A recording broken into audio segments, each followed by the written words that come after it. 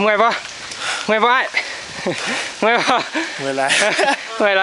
ในจะคันแหละนับเลยปะฮะอันนี้ประชาชนลาวกำลังเดินทางขึ้นชมภูฟ้าเนาะภูฟ้าเป็นผู้ที่สูงที่สุดในตัวเมืองของแขวงรองน้ำท่าเฮ้ยแขวงผงสาลีโอ้เมื่อยเลยว่าพิษว่าถึกโอ้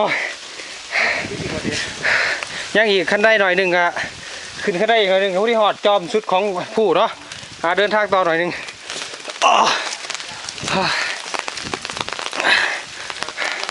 เป็นหนึ่งของแหล่งท่องเที่ยวที่มีชื่อเสียงอยู่ในแขวงผงสาลีขั้นได้นี่ขั้นได้ของผู้นี่ขั้นนับทั้งหมดกะจะมีอยู่888ขั้นซึ่งเป็นขั้นได้ที่เฮ็ดด้วยคอนกรีตเนาะเป็นขั้นได้ที่เฮ็ดด้วยคอนกรีตอย่างดี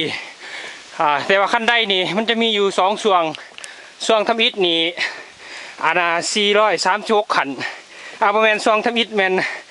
452ขั้นและส่วงที่2นี่แมน436ขั้นเนาะถ้าเราบ่อยากปีนขึ้นทั้งหมดถ้าเราบ่อยากปีนทั้งหมด888ขั้นเราก็สามารถขี่รถขึ้นมาจนฮอดช่วงที่1เนาะช่วงที่1ขี่รถขึ้นมาได้คือประมาณ452ขั้นที่สามารถขี่รถขึ้นมาได้และส่วนที่เหลือหัน436ขั้นตรงย่างขึ้นอย่างเดียวเนาะเพราะสามารถขี่รถขึ้นได้ขึ้นมาฮอดเทิงสุดของจอมผู้นี่จะมีพระธาตุรูปหนึ่งที่เป็นพระธาตุองค์ใหญ่ละแล้วก็มีพระพุทธรูปอยู่ในปางสนามานเนาะอันนี้ก็เป็นพระธาตุคูบ้านคูเมืองของคูบ้านคูเมืองของแขวงผงสาลีเนาะถ้าชินับความสูงอยู่จุดนี้ประมาณ400 เมตรเนาะนับแต่ตีนผู้คันนับแต่ตีนผู้400 เมตรแหละคันนับเทียบน้ำทะเลก็สิประมาณความสูงประมาณ1,700ประมาณ1,700 เมตรความสูงเทียบน้ำทะเลเนื่องจากว่าบ่อนนี้มือนี้เป็นมือที่หมอกตกหลายเขาจึงจะสังเกตเห็นตัวเมืองมืดมัวอยู่เนาะบ่มีหมอก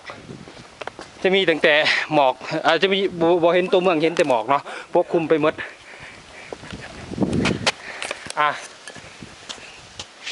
เบื้องทั้งพี่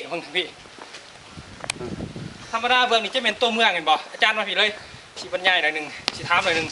อันนี้เป็นตัวเมืองเห็นบ่และปกตินี่จักโมงเขาจะเห็นตัวเมืองนี่